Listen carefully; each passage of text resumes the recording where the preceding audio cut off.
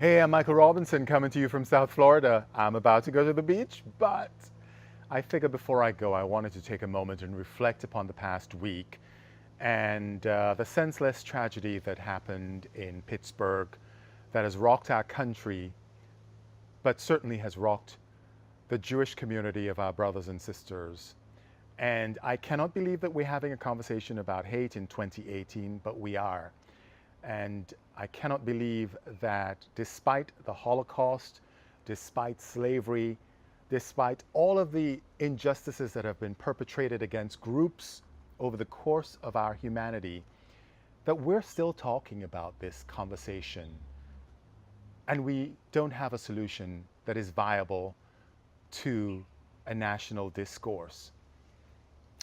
The thing that comes to mind is that we see ourselves as tribes, right? We live in these tribal communities or clan mentalities where we think that our way is better than somebody else's way, that our ideology makes more sense than theirs. The truth of the matter is that we all have something to bring to the table. We all have ideologies and ideas that can better our world if we listen.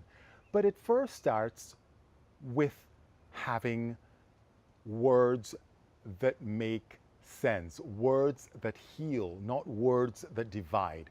So I say to you today, mind your words, because words matter. They can divide or they can heal. When I go back to the clan mentality or the tribalism, I realize that there are three things that actually divide us as a people. First, we think that we have this ideology that is better than somebody else's, and if somebody doesn't agree with us, they are our enemies, and therefore it's us against them. The second thing is that we prejudge all the time. We prejudge each other. We're a prejudiced people. We are oftentimes judging others without knowing anything about them based on false stereotypes or false narratives that has nothing to do with that person or that race of people. And the third thing that happens is that we are afraid to stand up when we see an injustice. We are afraid to open our mouths and say, this is wrong. We see that happening in government, which is so pathetic. We hire these people to go to office, whether it's in Albany, whether it's in Tallahassee, whether it's in Washington, and we see them doing what? Total dysfunction, right? Nobody wanting to come to the middle and solve problems. You either have to go one way or the other, or things are not getting done. So silence is not an option. Silence is wrong. We see that when we look back at history, when we look back at what happened in the Holocaust, when we look back at what happened in slavery. A few good people not saying anything is what allowed those tragedies to have become such monumental tragedies and scars in our humanity. So we got to open up our mouths, and we have to speak up for what's right.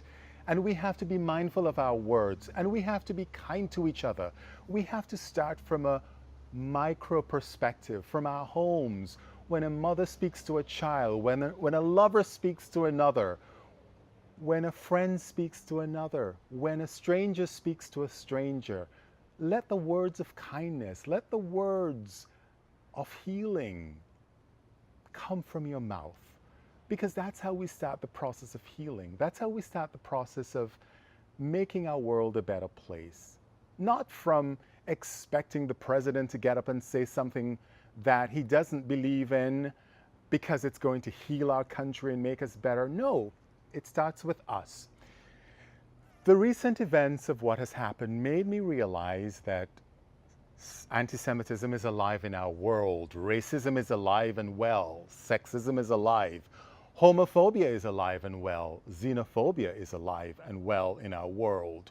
But the buck stops with us. Our thoughts, followed by our words, shape our actions. So mind your words to each other. Mind how you act with each other. Let acts of love and kindness follow from your words. Think about it.